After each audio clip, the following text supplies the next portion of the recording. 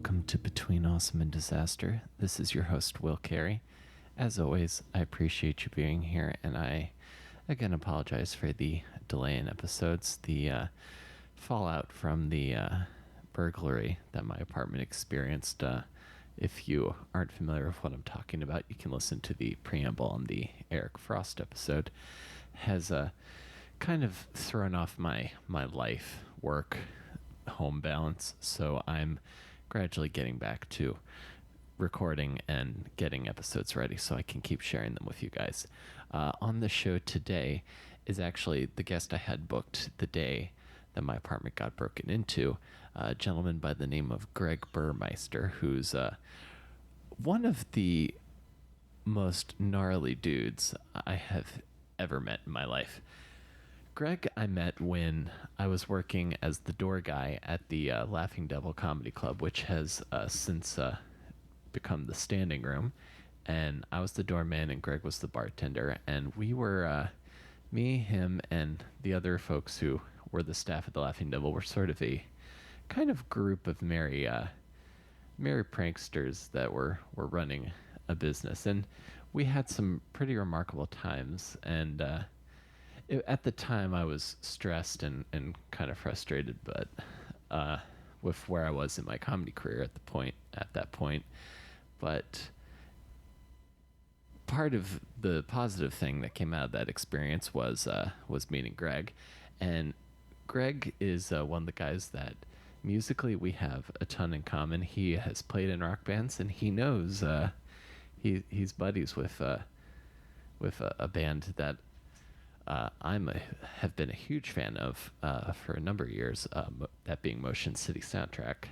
So it was really great to sit down and talk with Greg about creativity and about the kind of the logistics of what it's like to be in a touring rock band, and then just to kind of catch up with a friend that I hadn't seen for a while. So we're going to talk to Greg now. I also want to point out, if you check the description for this episode, I will have links to for tickets to the show in New York City. I'm going to be doing another headlining show with my friend Nasser, who's also been on the podcast. So if you guys want to listen to that and then come see us do 30 minutes of stand-up at the People's Improv Theater in July, I would love to see you guys there. And as always, if you want to help out the show, you can leave a comment, you can rate or subscribe to the show on iTunes. I would greatly appreciate it. If you want to support the show with money, you can Venmo me at WillCarey23 on Venmo, and it's not necessary until I get a more formal monetization feature set up. I appreciate you folks being here, and let's go to my chat with Greg Burmeister.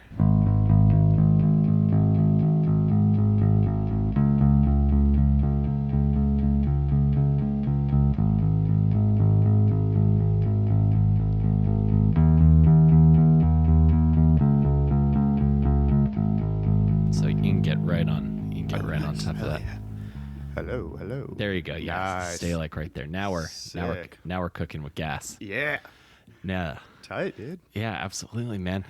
I'm so glad that I got to have you on, because like you're the sickest, most gnarly dude I've ever met in 7 years in New York City now. Thanks, dude. Yeah, and I haven't seen you in like 3 years. Something like that. That's crazy. It's been a while. Yeah. When did the Devil shut down? Was it 2014?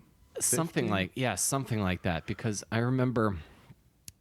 I think it was around that time, because I was doing my the weekly show there I did with Daniel, and then I was just not on the program anymore, and then a lot of people weren't on the program anymore, and then things started changing. I've been back there once since.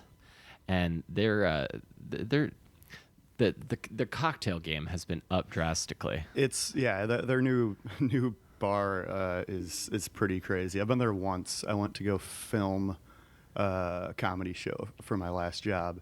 Oh yeah, and yeah, it was insane. Like when we were there, it was just basically whiskey shots and beers. Now it's like $14 fancy cocktails with like Exactly. 12 ingredients. Yeah, I had one drink that was served in a light bulb, and the light bulb was in like a glass of ice. Interesting.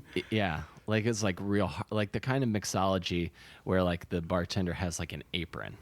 Yeah, You know? yeah. It's like because you know it's most legit, man. yeah, because like I don't know what your experience being in comedy clubs is outside of the Laughing Devil, but it's pretty kind of bare bones. Like Yeah. everything's $3 more than it normally has to cost. Yep. Because it's not open during the day, and So I got to make up for it in that exactly. like 2-hour period. yeah, they basically have to make the money a normal restaurant makes in a week being open a third of the time. Exactly. And- It's a tough thing to do. That's why a lot of comedy clubs don't last long. Yeah. Like I enjoyed like there was and that's where I met you. I was still living and I remember the time like I realized like, oh, Greg's my best friend now, because we were taking the G train back to Brooklyn, and we started like riffing on like pop punk and I remember metal that stuff. day. Yeah. Which was cool as hell, because I feel like punk or pop punk specifically is not fertile in cities. It's more of like a suburbs Yeah, thing. absolutely. It's and I remember shortly after that we went to that Newfound Glory show at Irving Plaza. Oh Remember shit! that? Yeah, that was fucking great. That was yeah, they were doing Sticks and Stones. Yep, they played the album all the in way its through, entirety. I front to back. remember that. Yeah, because we got up in the VIP section. Yep, we were because just your hanging out. homie worked there. Or Yeah, something. Yeah, that was a fun show. that was dope. That was a really great show. Have you listened to any of their new stuff? No, I haven't. The new album is good. Like Nice. it's interesting because a couple songs have sort of like almost like a tropical kind of vibe to them. Interesting. Yeah, there's Not like, just like my friends over you.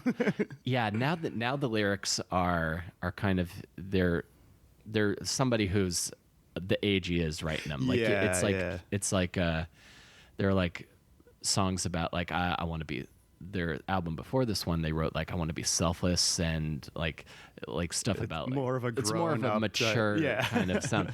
They also wrote a song about, because you know that they're a quartet now, right? Yep. So they had a song called "The Worst Person" for their old guitarist. Brutal. But I saw them at, and I don't know if you've seen them any other time, but probably the only other time I saw them was when they just became a quartet, that they had put out their first album as a quartet, and I saw them in New Jersey Oh, at what's it, the Starland Ballroom? Is that I think that I don't know. Is that place is called? And that place just went nuts. How big was it? I think I've never heard of it. It's like it's on it's kind of in a remote part of Jersey. Like it's comes out of nowhere. Like you're driving through like a kind of residential area, and there's just this.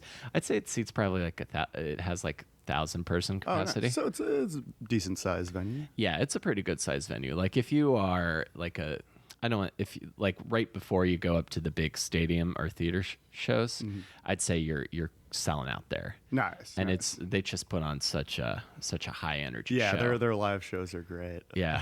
I love it. I love stuff like that. I just got a ticket to go see Taking Back Sunday with Every Time I Die in a few months. I'm stoked about that. Oh wow. Yeah, I haven't seen Taking Back Sunday in like 8 years. Oh yeah. Yeah, that's about how long it is for me. I think they were on their third album the last time I saw them. Hell yeah. Yeah. So I'm curious, like, where you were like at the time I met you, because I'm going a little bit because I want to tell some more stories about nights at the Dev, since the most viewed thing I've ever done in New York stand-up is almost get punched by one of Rich Voss's hecklers. Do you remember? That was a good night. That was hilarious. I'm just glad I didn't punch the guy and that he angrily tipped everyone.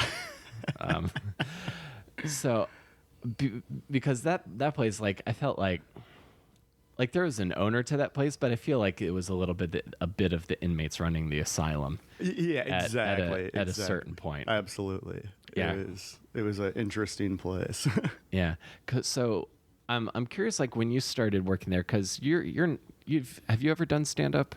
No, I don't do stand up, but I've done a lot of on stage work. Like I used to host and MC rock and roll shows. Uh-huh. So like I'd go up in between each band when the next band was setting up and just like crack jokes and keep the audience kind of entertained. Yeah. But and I do a lot of like produce a lot of sketch comedy, like shorts and stuff like that. But yeah, I don't actually do on stage stand up comedy. Yeah, which I think sets you up to be probably the happiest person Exactly. working at a comedy club, because I think if it was between me, Scott, and a couple other servers, like excluding the girls, because they were I put them in a separate category because they were acting. Yeah, exactly.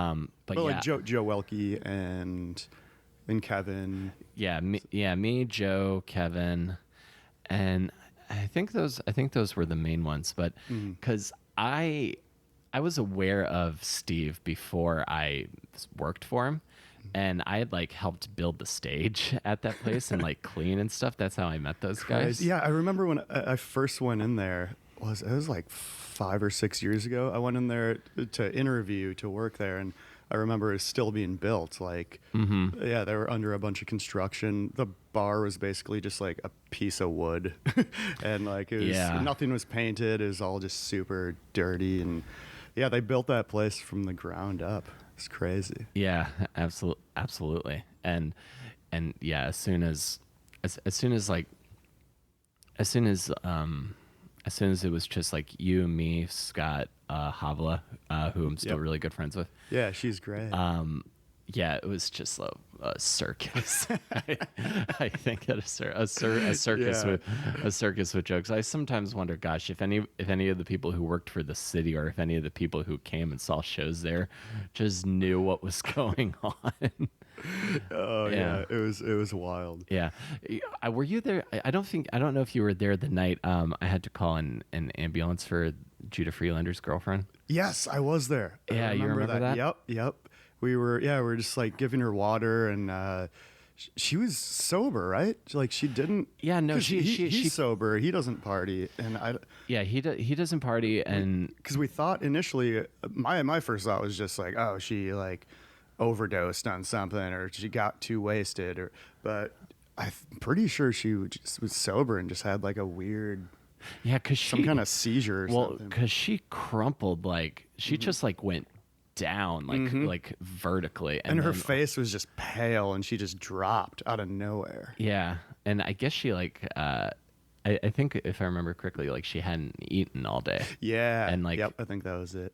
And then I just remember like being on the phone, and then Exine was trying to like get information about like medical history and stuff. Yeah. And that's being there is when I learned like the tricks of, and Havila taught me this too, the tricks of how you get emergency to come faster. Because I never had to dial 911 as much as when I was at the Devil. For real. You know, from New Year's and the Italian guy who was just walking around disrupting the whole show because he gave me $100. To the guy who threw a cheese croissant at Scott's face when he was performing. Yeah, to the guy who tried to break through our glass door as we're like holding it shut. It's like 4 people. Yeah, to the 12 party of 12 that got there late, so we denied them entry, and they started just yelling at the rioting. show. And like, this is my bachelor party. Yeah. Sorry, bitch. We're sold out. Right. Get out of here. Oh my God. To the festival. That's what broke me was working that festival, because I had just come from doing a show at a bakery with no microphone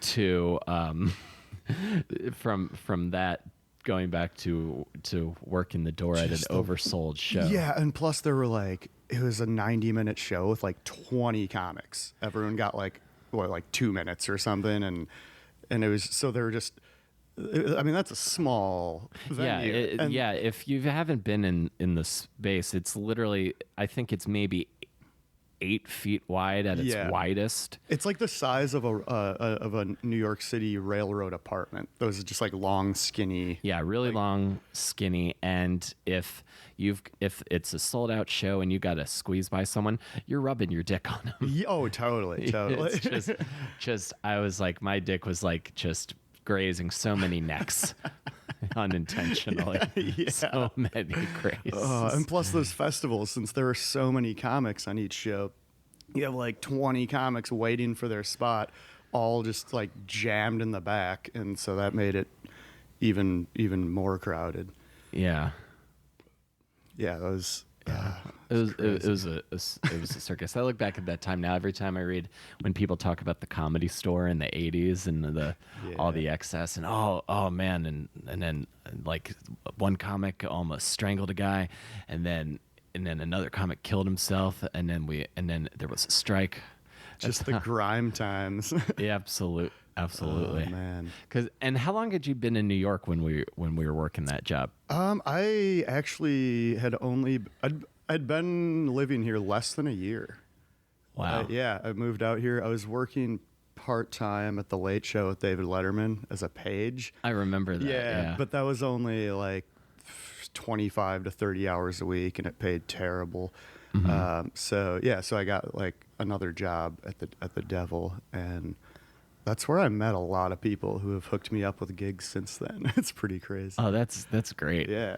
That's excellent. It's just such a, and I'm finding more. I've found more and more that the kind of relationships and chance meetings you have in passing are the most valuable in this city. I think. Absolutely. Like I'll be at a comedy show these days, like 5 years later, and I'll run into a comic who I haven't seen since I was working at the Devil, and it'll be like we just like it seems like I just saw them yesterday. It's like, hey dude, what up? Like we're just good buddies, because when you're working at a comedy club and you see the same comics like a few times a week, you just get kind of tight with them. Yeah, absolutely. Yeah, that's kind of what I dug. That's how I dig that place kind of in retrospect, because even though because you're a creative person, are you well, let me see if I can take it back. Where do you come from? So I mean, I know your rap songs, but I have to ask for the listeners. I originally from Minneapolis, Minnesota, and I used to play in a touring rock and roll band. Played a lot of shows, just going around the country in a 15-pass van with a trailer.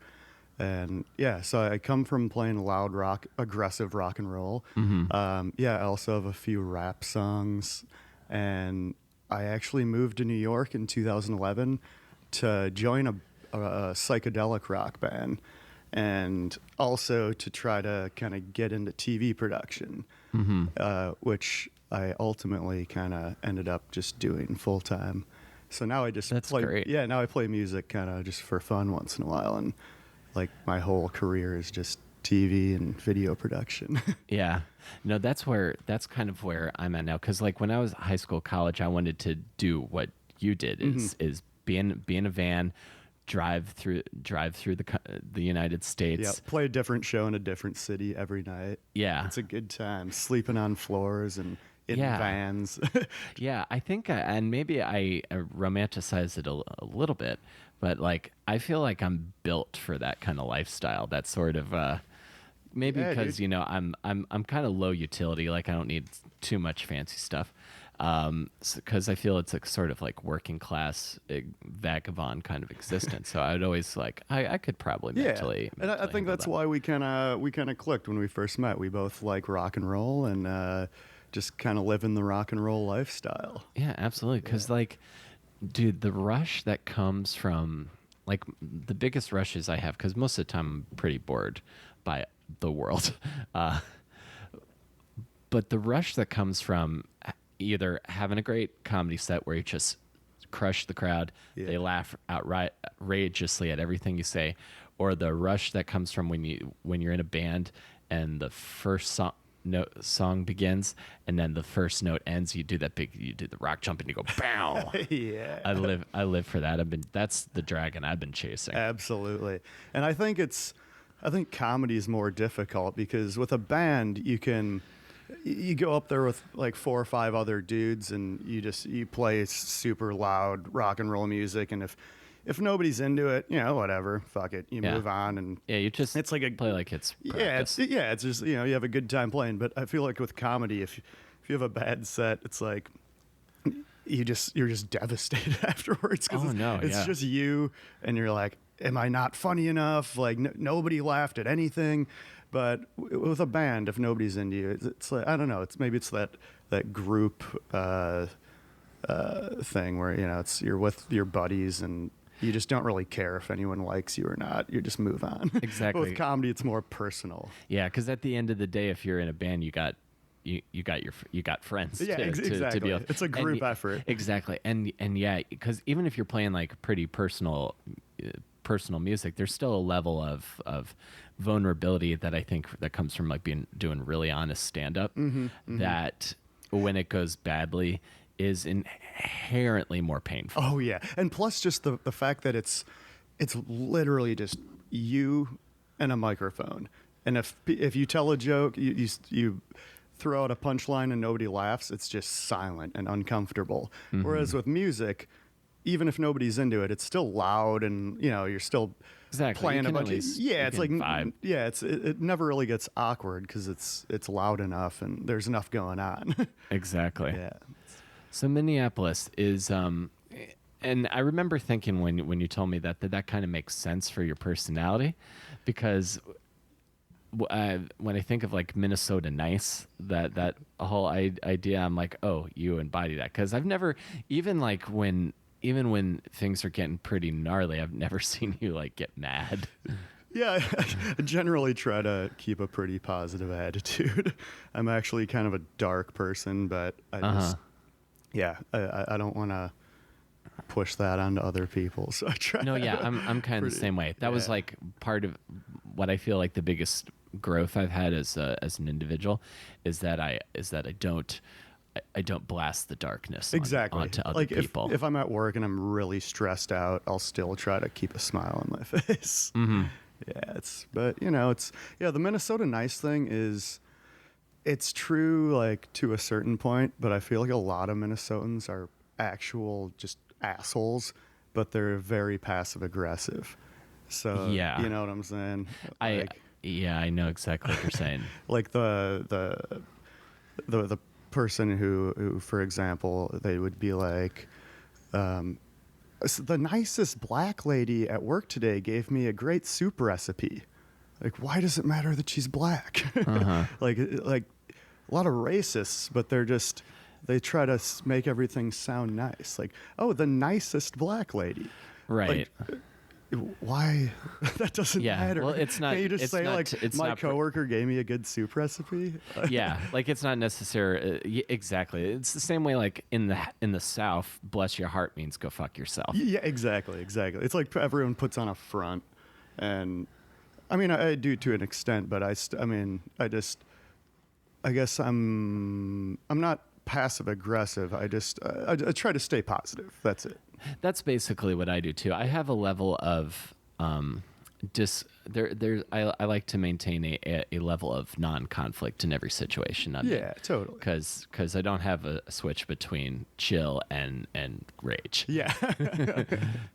So you're from Minneapolis. What are your folks like? They're actually very stereotypical Minnesotan. Just really nice and kind of low key. They go to church every Sunday. They don't really party. I'm kind of the black sheep of my family, actually. Oh, really? Yeah, I'm the only person who got out of Minnesota and came to New York. And I party a lot and listen to a lot of loud rock and roll. And my family's pretty chilled out. And basically the complete opposite of me. Yeah. No, my parents are kind of the same way. Again, I think while we're on similar wavelengths, I'm from the part of town that if Bruce Springsteen were from, he'd be like, oh, I'm so glad I'm from Jersey. Which, if you have never listened to Bruce Springsteen, every song is about getting out of New Jersey. Yeah. Yep. Exactly. It's just the kind of town where it's the kind of town where, like, if you're looking to raise a family, it's great because the schools are good, and the only crimes that really happen are it's your typical suburban Yeah, yeah, yeah, suburban yeah. kind of crimes. It's like random vandalism and drunk driving, and occasionally you'll have a teacher who fucks a kid or whatever. But Yep.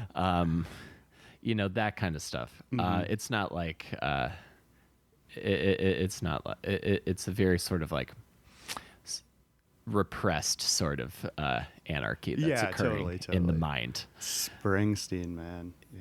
Yeah. Jersey people love him. Oh, yeah, he's like Jesus. Yeah. He's like Jesus in a denim jacket. Have you ever, that reminds me of this article I saw the other day. You ever read a website called The Hard Times? Yes, that's like the punk rock version of The Onion. Exactly, exactly. They recently published an article, and the headline was like, "New Red Hot Chili Peppers album is just California's Wikipedia page set to music." Because literally every one of their songs is just about how great California is. Yeah, that's something I've noticed. You're right. If the Red Hot Chili Peppers had a record deal, like, all right, we're going to renew your contract, but there's one condition: Yep. no more songs about California. right. They would just go, all right, I guess it's time to break up. Exactly. That's all they got. Yeah, They and like know nothing outside of California. yeah, and that's a lot of bands do that too. Like Blink 182's there's so many songs about California. Oh yeah, absolutely. Like Blink's last album was called California. There's a Canadian pop duo from like the early 2000s called Wave that have a great song called California. And And there's the was that Phantom Planet, California. California. Yeah. Yes. And then So much California. I guess New York's like that too. yeah, Like they're sort of Jay-Z and Biggie just always rapping about New Yeah. York, Brooklyn. well, there's a certain kind of manifest destiny to New York City and California, definitely, because that's actual. And people manifest from destiny. people from the flyover states want to hear about that lifestyle. Like everyone wants what they can't have. Exactly. So yeah, people love to hear about LA and New York because they don't live there.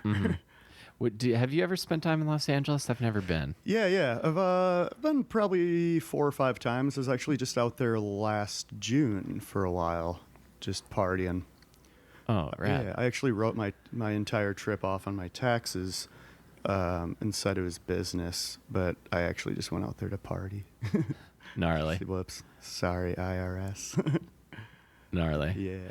Yeah, because I feel that because when I decided to do New York, because I've been on the East Coast my whole life, even though Maryland's sort of, I feel kind of chill Yeah. compared to the Northeast. I'm more wired for like cold weather and gray clouds, Yep. as odd as that sounds. Yeah, I'm the same. Coming from Minnesota, I like the season changes, and I like New York because it's not nearly as drastic as Minnesota, but you still get the seasons. Like, I definitely don't miss 6 feet of snow in January and then like 120 degrees in the summer, because that's how Minnesota was. Like, Nice. I even had people always think Minnesota is just cold all the time, but that's actually where I had my heat stroke and went into a 4-day coma. Was in Oh, Jesus. Minnesota. Yeah, just from the heat. Wow. What happened? What happened there? I know we're kind of bouncing all over the place, but Oh, yeah. but I like it.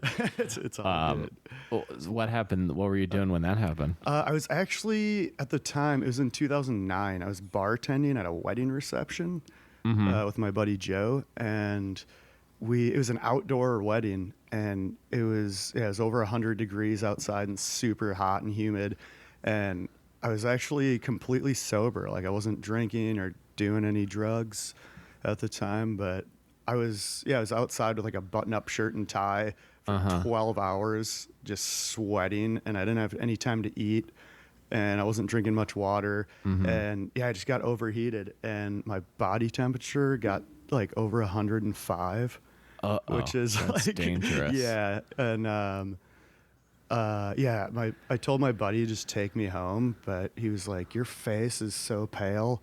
I'm taking you to the ER. And I was actually kind of pissed at him because I didn't have health insurance at the time. Oh, shit. Yeah. But it's a good thing he did, because we got there and immediately my eyes rolled back in my head and I blacked out. And like, Oh, no. yeah, I guess I had a seizure and they stabbed me in the heart with propofol. What's that? It's the drug that, it's a heavy sedative. It's the drug that Michael Jackson died from. Oh, Yeah, wow. And it's crazy because Michael Jackson overdosed on propofol while I was in my coma from propofol. So they actually stabbed me twice in the heart, because the first time, I guess it relaxed my body, but I woke up.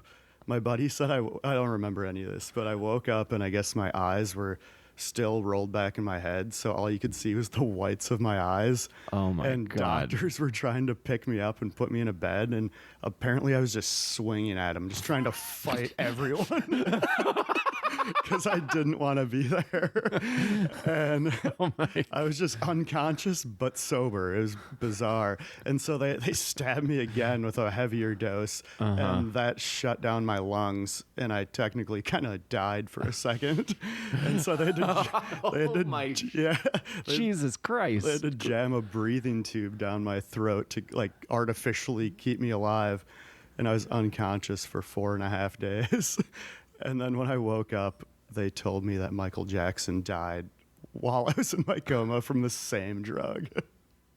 And you're like, how long have I been? How long have I been asleep? That was the that Michael crazy part, Jackson's dead, right? They actually, when I first opened my eyes, I had no idea where I was, and the nurse was like, "Do you know what day it is?" And I thought it was a trick question because the wedding we were bartending at was on Saturday, and so I was like, "It's either late Saturday night or early Sunday morning, one of the two." And she's like, "It's Wednesday afternoon."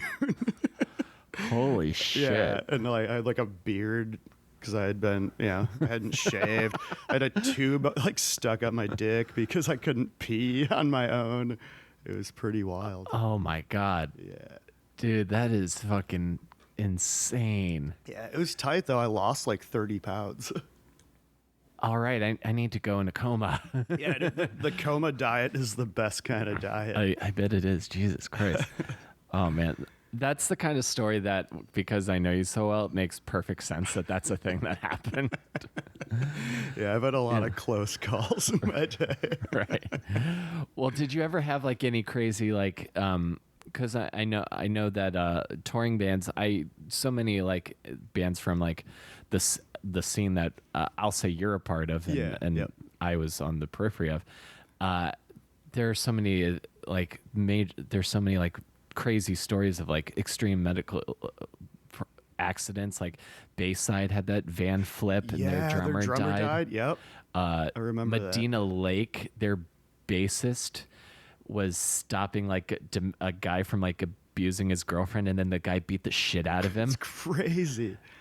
Yeah, I remember one time my in 2007, my old band hopped out like last minute, got to hop on a show opening for Circa Survive, who was one of my favorite bands at the time. Oh, cool. I've seen them. They're Anthony trippy. Green. Yeah, Anthony Green. Yeah, they're dope. And the reason we got to play was because remember Say Anything, the band with Max Bemis? Yes, Alive with the Glory of Love, or Wow, I Can Get Sexual Too, Baby Girl, I'm a Blur. Yeah, I'm a Real Boy. Yeah, they had also like a huge medical emergency and had to drop off a national tour because of it. And that's how because they were supposed to open for Circa Survive. And so the promoter called me and was like, "Hey, do you guys want to play?" Like, it was like a few hours before the show. But yeah, there's always crazy shit happening in the rock and roll world. Yeah, like it because it attracts and I feel comedy is kind of the same way, is that it attracts it attracts a lot of people that are, fucked up outside of that world. Totally. And it's the kind of world that's probably most accepting, even for people that are fucked up. Yeah. Like there was a guy, I can't remember his name, but I used to see him at this one particular open mic almost every week that I do at the Creek. And then on my Facebook feed one day, it came up that he was arrested for murder. Oh, Jesus. That's I don't. It's a I bit cannot say what awkward. the. I cannot. I do not know the details of that case, nor can I. I am not saying, innocent till proven guilty. But it's just like you're like, whoa, and That's then crazy. and then there's like so many people that are. There's all these stories that are coming out that certain people are like abusive of women, Yeah. and it's Dude, Aaron Glazer, the rapist. oh shit. So you heard that story. Yeah, I've met that guy quite a few times back at the Devil. He was on my show once at the Devil. Oh shit! You interviewed I had or him. you had a rapist perform. I had him on. I had him on the show, and then the only other interaction I have had with him is I asked if I could be on his UCB show, and he said, "Sorry, I don't have the room." It's because you're not a girl. That's the only reaction I've had with him. But He didn't want to rape you. in the long run, it probably is working now. Because even now, this is my new standard. I think about this sometimes. Even if I think, okay, I haven't done a late night spot yet, or I don't have a comedy album out, or I'm not making a full-time living from acting or stand-up. The least thing I can say is I still have the privilege to even do comedy. Exactly. Because I am not an asshole or an abusive person. You're not a murderer or a rapist. Yeah. Like you're a quality dude who can do what you want to do. And that's and it's important. It's important to remember that if you're out there and you're frustrated. Yeah. So let's talk a little bit. I'm curious how you grow into the rock and roller that you are. Let me ask you this: what kind of kid were you in like high school? I was a lot different in high school. I played basketball all the way through high school. Oh yeah, I was kind of a jock, but I also point guard. Yep. I was point guard on my high school basketball team, but I started playing guitar when I was 15. So when by the time I was like a senior in high school, I started a band, which was obviously terrible. But yeah, that's kind of when I got into music. And my high school is really divided. It was like the jocks, the skateboarders, the band guys, and but I was kind of a part Degrassi. of yeah. And I was like kind of. I was one of the more eclectic people in my high school. So I played in a band. I also played basketball. I also like partied with the skaters, and like I kind of had my hand in a little of everything. That makes so much sense. Yeah, and so after high school, I went to college, and I completely stopped playing sports. I don't even really pay attention to like pro sports. And I just went full rock and joined just a like band. Fully invested yourself in that scene. Exactly. Where'd you go to college? I went to the University of Northwestern in St. Paul, Minnesota. Not the Northwestern University in Chicago. That's what most people think of. But it's a smaller school, and I went there for broadcasting. Okay. And so, started playing in a band. Like TV or radio? I majored in radio, but I also took a lot of TV classes, like TV news and script writing and stuff like that. Oh, great.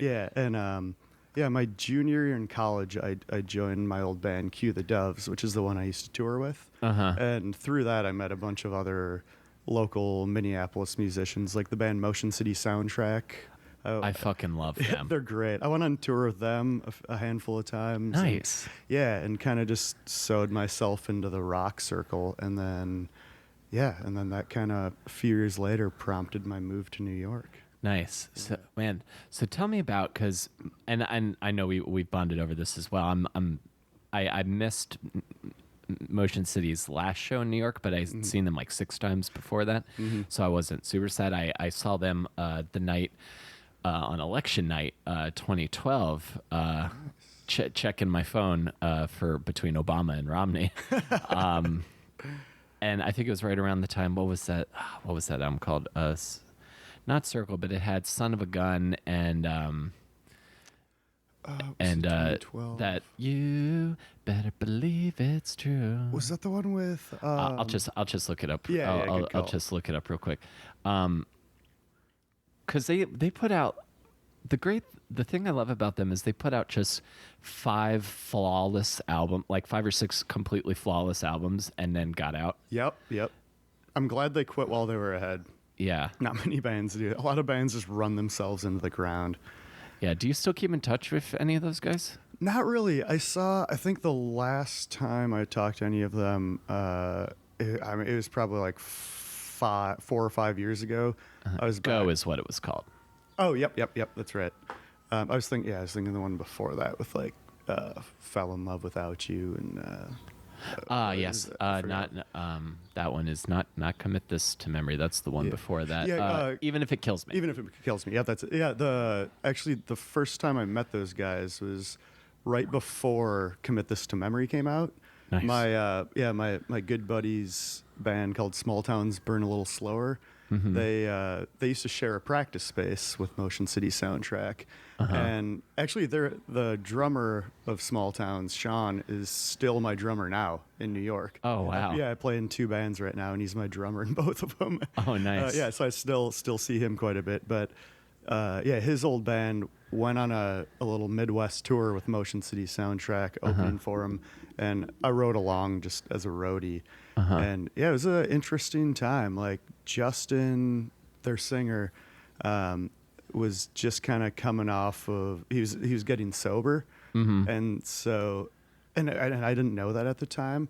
So like me and my buddy Ryan, who played bass in Small Towns, every night we'd just like drink a bottle of Jack Daniels and just get hammered, and we'd like run into Motion City's green room and be like, "You guys want to party?"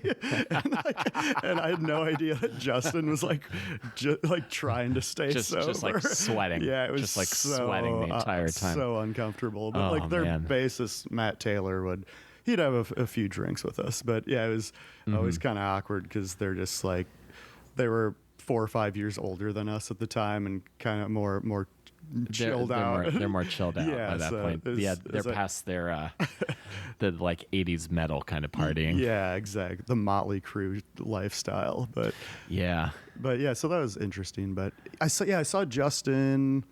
Probably 4 or 5 years ago when I was back home. I saw him just at a coffee shop at a small acoustic show that he was just hanging out at. But, oh, that's cool. Yeah, good dude, really nice guy. Nice. Yeah, that's good to hear. I wonder what. I hope he keeps doing stuff. He does like animation and like film stuff too, doesn't he? Yeah. He's big into just like indie films, and he's a great director. Oh, nice. Yeah, and he's actually, I think he's still playing in a band with my buddy Tommy. They're called Farewell Continental. I think they're still playing. I don't know, but it's just kind of a small Midwest indie band, but it's really good. Yeah. Oh, that's awesome. I'll have to check that out. Definitely. Excellent. Yeah, man. So you start, and what was your band in college called? Were you're playing guitar in that band? Yep. I played guitar. It was called Cue the Doves. Like Cue the Doves. CUE, not the letter Q. Like, so that sounds like a line from a John Woo script. Yeah. What kind of what kind of guitar was your setup? So you're playing like, you say you're playing like heavy rock. Are you talking like sort of like swinging like AC/DC influence rock and roll, or are we talking more like slightly more not metalcore, but a little more metal? It was like at the time is when screamo was a big thing. We weren't screamo at all, but we were like what year was this? This was like 2005 to 2008 roughly. Okay. Yeah. It's sort of right in the that kind of the heart of that scene. Exactly. Did you ever listen to a band called The Beautiful Mistake? They were from Southern California. I don't think I did. No. So their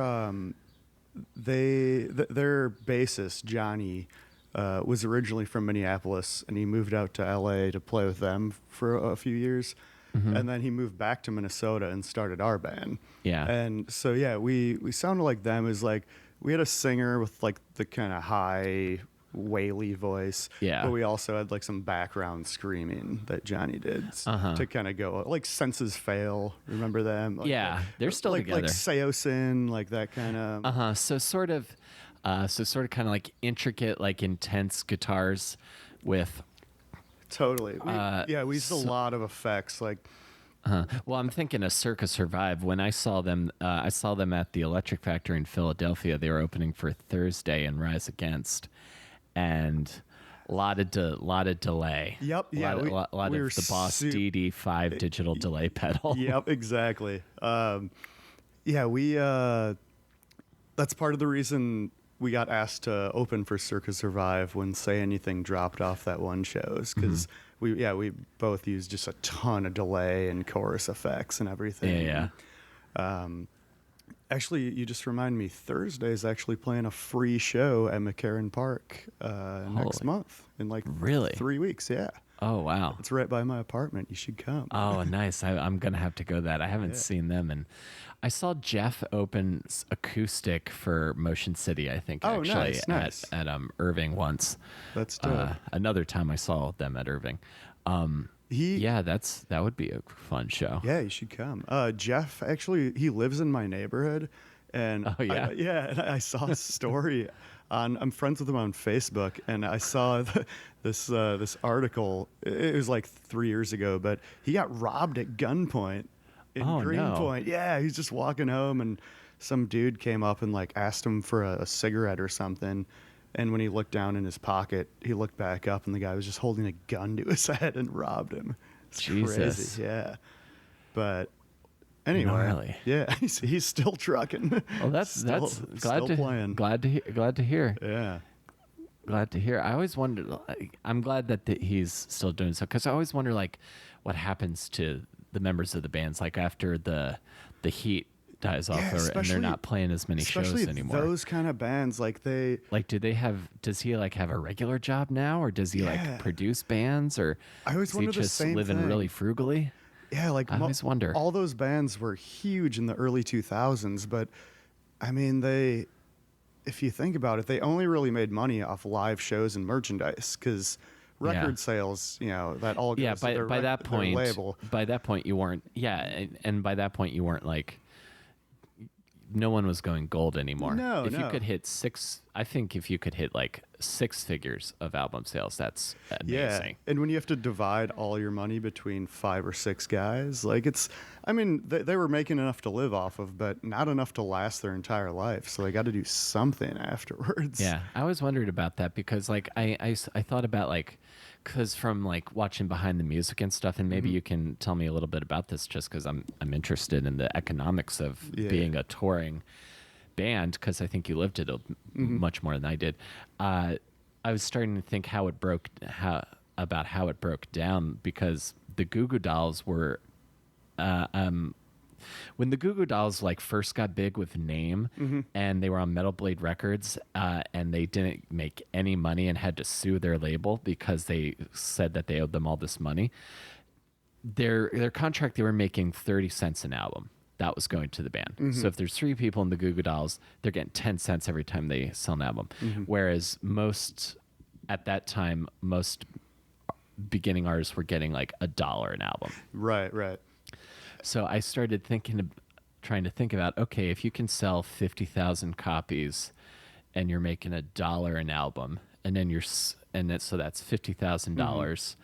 And then say you've got 5 people in the band, that's $10,000. You've made $10,000 for that album. Is not a sufficient right. living. If you put out, say you put out 1 album a year, you're only making $10,000 a year.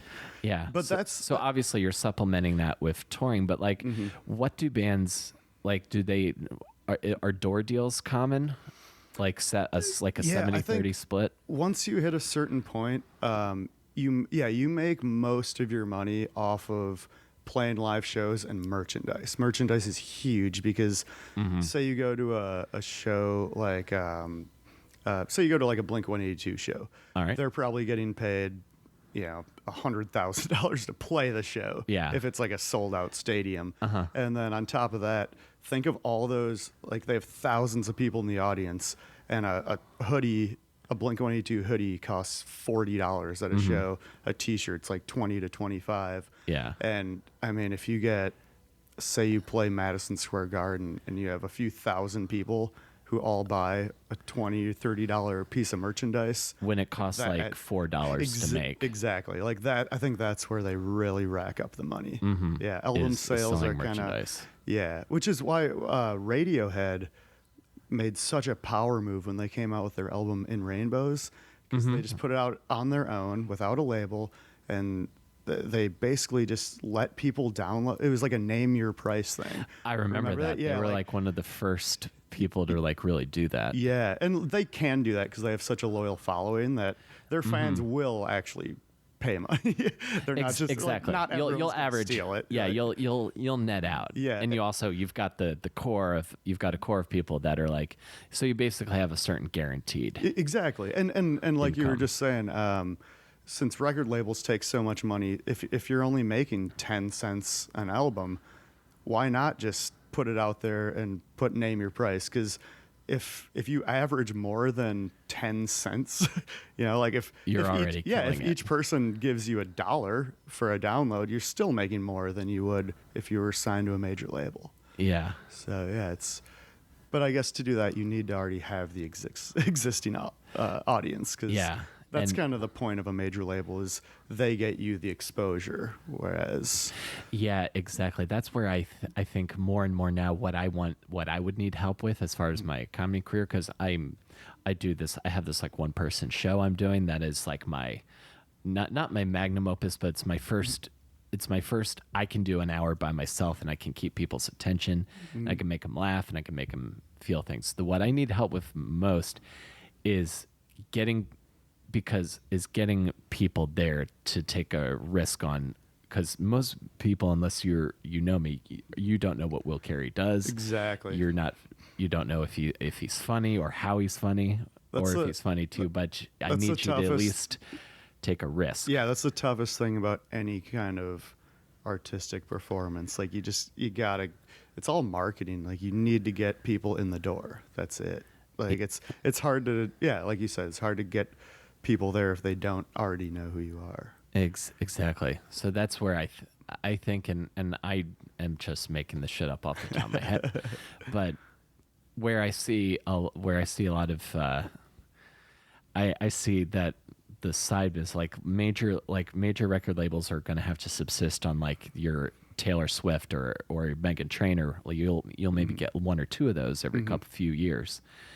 But I feel that if there could be more services that could help unknown performers and work on percentages. So if there's basically, I just invented agents.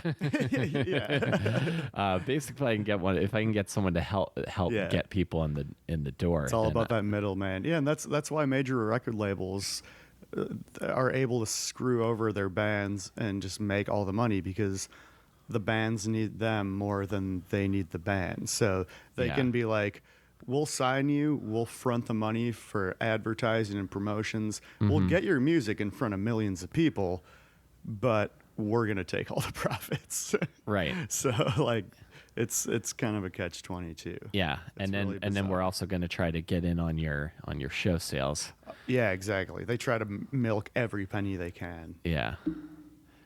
Yeah. So like the future, and a lot of people I think knows, and because you have a production company also, right? The future I think is creating like the Tyler Perry model almost. I don't know any of the man's work. Same. Yep. But I know his business model in that he makes all this, he finances and makes all this stuff, and he basically is licensing it. Yep. Yeah, that's what I'm trying to do. I have I started a production company called Stumble Through Productions with my buddy Scott, who I met when I was working on Donald Trump's show, Celebrity Apprentice. You worked on Celebrity Apprentice? Yeah, which is weird. That was. Did you ever run into him? Yeah. Please I've talked to him a handful of times. Please tell me what that was like. I have to know. Oh, it was season 13 of Celebrity Apprentice in 2012, and then it aired. We shot it at the end of 2012, and then it aired in early 2013. Okay. But yeah, I had no idea that dude would ever be our president. It was crazy. Like to me, he was just a tall orange asshole who but. Yeah, he doesn't strike me as a dude that's really chill when the cameras are off. No, all he cares about is himself and money. And like for example, there's one day, it was my call time every morning, 6 days a week for 6 weeks was 5:30 a.m. I had to be at Trump Tower like ready to shoot a 12-hour day of this reality show. And what was your job on that? I did clearance, so I made sure that no logos appeared on camera, and that everyone who appeared on camera signed a release form, so they couldn't sue us. Gotcha. Which it was fairly laid back job, but so you're at Trump Tower every day at 5:30 a.m. And the only times it got stressful was when we'd go out on the street to film something, because that season we had there were 14 cast members, and one of them was Gary Busey. He was like the most outspoken dude ever. And so we'd go outside and he'd be waving at those double-decker tour bus, like screaming at people, and people would run up and try to talk to him. And if our cameras were rolling, I had to like chase. I couldn't get in the shot, but the second these people would walk out of frame, I'd have to chase them down and try to get them to sign a release for him. Otherwise, we'd have to blur out their face. Their whole face, or just their eyes? I think it was like their whole face. Okay. Yeah, and but yeah, it was an interesting job. There's one time I remember I was at like 6 a.m. I was standing at Trump Tower. We were getting everything set up for the day, and I was just sipping on a coffee, talking to one of the executive producers named Paige. And you know how Donald Trump treats women. Yes. She's like an executive producer of his show, and I was just making small talk with her because she was cool. And Trump is walking by us, and he just pauses and looks over, and he like nodded at me. He's like, "How we doing, gentlemen?" And then looks at Paige, and he's just like, she's like, "How you doing, Donald?" And he's like, "Have you done your job and got me another season yet?" And this is season 13. Like, clearly the ratings are fine. Yeah. And Paige is just like, with this disgusted look on her face, is like, "Obviously, we're working on it, Donald." And he didn't say a word. He just walked away. Like, oh, wow. Just an asshole. Jesus. So he talks to you like you're a person. Yeah. And then it's just and you're I'm a lower level. She's an executive producer, and yeah, to me he's just like, "Hey, how we doing, gentlemen?" Like me and like my buddy. And then he looks at the executive producer, who's a woman, and he's just like, "Yo, you doing your job?" And just doesn't even care what she has to say. Just walks away. Yeah, God, that guy's terrible. I want to know who in elementary school hurt him that made him that way. Any other interactions with him?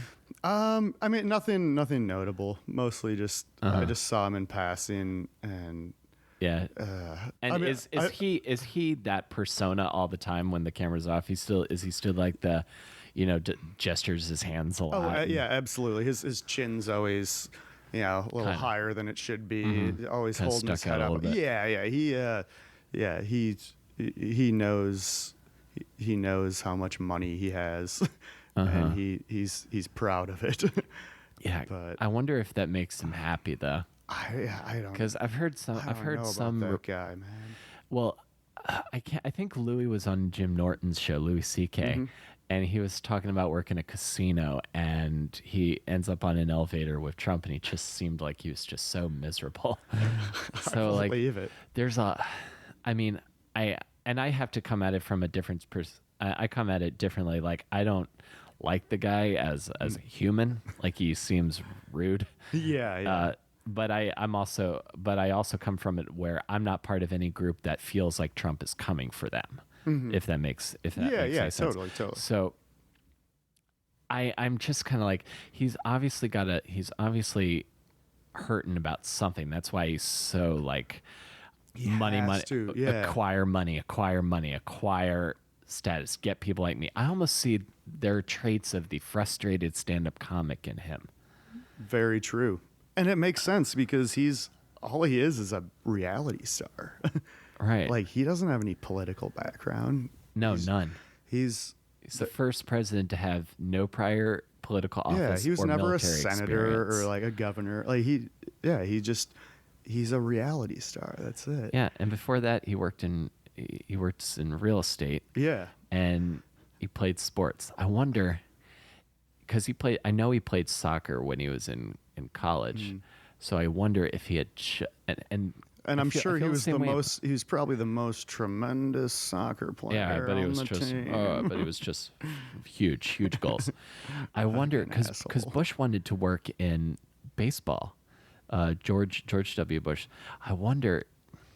People say that there's no value to sports, and like when I was like when I was first discovering like theater, and I was like, oh, I'm an artist. Sports are beneath me. I wonder if there's just if guys like that, if dudes like this, or like you ever think about like hardcore like sales and finance bros, if they could just keep jobs in sports, I wonder how the world could be different. True. You know? There's definitely a bridged, to gap between sports Yeah. and politics or Yeah. sales. It's crazy. Yeah, just the sort of like the desire to win. You know? Exactly. That mentality. Yeah. There's, I just thought of another. The first episode we shot of Celebrity Apprentice that season. One of our contestants was Lisa Rinna. She's like a reality star. I don't really know much about her, but I don't. She might have been one of those housewives or something. I don't really pay it. I don't watch a lot of reality TV. Yeah, me neither. But she clearly has had plastic surgery and everything. And the very first episode we shot that season was at the Met, and they were all lined up. It's like Dennis Rodman, Lil Jon, like Gary Busey, the whole lineup, and Donald Trump's like addressing all of them, talking about what they're gonna have to do this season. And he looked at Lisa and he was just like, "Lisa, your new lips are looking good." Because she clearly had some like lip injections. Yeah. And it was really uncomfortable. And she was just like, kind of looked around side to side, and she was like, "Thanks, Don." And I don't think they aired that, but it was just a really uncomfortable moment. Like, he was always just so demeaning towards the female contestants. Yeah. It's that guy's crazy. Yeah, and I guarantee you the girl who like pushed him and who pushed him on the ground when he was holding a rose or something. If she's out there, she knows what she did. Yeah, exactly. And I don't want to make it seem like Donald Trump is a woman's fault. It's most likely I think it's his dad. But yeah, true. If he'd just done a one-man show. Okay, I think I saved that. He's an interesting character. Yeah, man. So, this has been great. I know I'm gonna bring us in for landing at some point. So, you go from college to New York, and it seems like you've been working pretty steadily ever since. So, is there? Let's see if we can get some promo on some stuff. What are you working on? Let me ask you this: what are you working on right now? What is something you want to do or create? Yeah, definitely. So I just like a month ago I started working full time with a new video editing app. It's called Videolicious. It's mostly for a lot of like real estate firms use it because it essentially just edits in you can make short quality videos without having to know anything about video editing. For example, some of the main real estate companies like Century 21, BHHS, Realty One, all these huge real estate groups use it because when they're showing a house or an apartment, they can just take like B-roll footage on their iPhone, and then they just record a little selfie video of themselves. Yeah. And as they're talking, like, "Hey, I got this new 4-bedroom, 2-bath, blah blah blah," you can just you just tap on the clips that you took of B-roll footage from your camera, your camera roll, and it automatically like puts these nice little transitions in there, and like with your voiceover, and automatically adds music that fits with the beat of your video. And it's a cool little app. And so I've been working with them, putting together like B-roll packages and writing voiceover copy and stuff. Oh, great. And I also I'm running this production company with my buddy Scott called cool. Stumble Through Productions, and we've been every Friday we release an original video, like a comedy sketch or just something that we film on our own. But on top of that, we also offer services to like film actors, demo reels. We just edited a voiceover reel for a guy, and we do music videos, and we film a bunch of different projects, and it's a good time. That's great, dude. Yeah, that's all stuff I need, because I need to get it. I'm gonna take a voiceover class this year. Oh no, yeah, dude. Let me know. We have a roster of about 30 to 40 people that includes like camera operators, audio guys, editors. Like we have a bunch of people that work with us, and Scott and I just kind of orchestrate all the projects and kind of do the scheduling and everything. And yeah, that's kind of my main focus right now. Killer, dude. Yeah, that's awesome. It's so rad, because people like you, I just when I see people and like my friends actually doing stuff, it's it's super inspiring, and like I have this, and I do live shows, but like I'm looking to like, I want more. I've got to like, all my like notebooks filled with notes and like script outlines, and the first draft of the pilot I wrote. Nice. Like just positive energy. Yeah, that's awesome. That's what I love about New York City. It's like everyone's got so much they want to do, and they actually do it. Like everywhere else I've lived or I've been, it's like, people kind of, they play in a band once in a while, or they like once in a while they do a little acting gig. But out here, it's just like a hustle. Like everyone's constantly doing so much stuff. Exactly. I also, and this might be a thing to close out on. Also, I'm going to try really hard not to try to like, hey, can you help me get this person on the podcast? I wrote me and my friend Benell and my friend Corey, who moved back to New Hampshire, wrote a bunch of what I think are the best songs I've ever been a part of, and no one has heard them.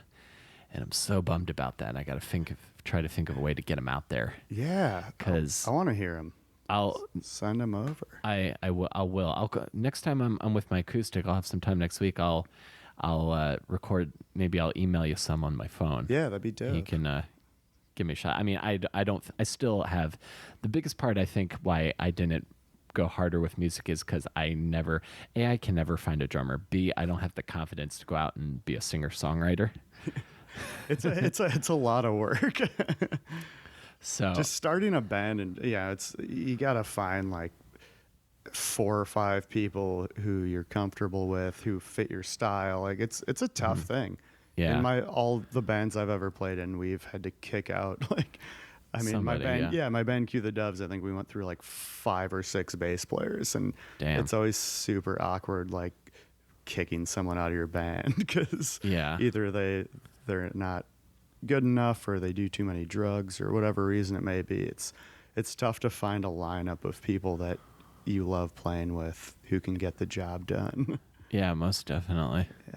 Yeah, that's like when I think about like the Rolling Stones have been together for like how many years? It's just like, how does that even happen? And the fact that they're all still alive is pretty crazy too. Yeah. Awesome, dude. Well, this has been great. We should do this again if you want to just come on and like absolutely. just talk about like albums for an hour. Totally. I love it. And other stuff we want to do. But this is year. I'm putting it out there. I'm going to take that voiceover class because I'm going through an anime phase right now. I want to do dubs. Nice. Yeah, dude. Yeah. Let me know. I'll edit your voiceover reel if you want. Thanks, That'd man. That'd be fun. Yeah. Thanks, dude. I appreciate it. Totally. Thanks for talking to me, Greg. Absolutely. I'll see you next time. Hell yeah.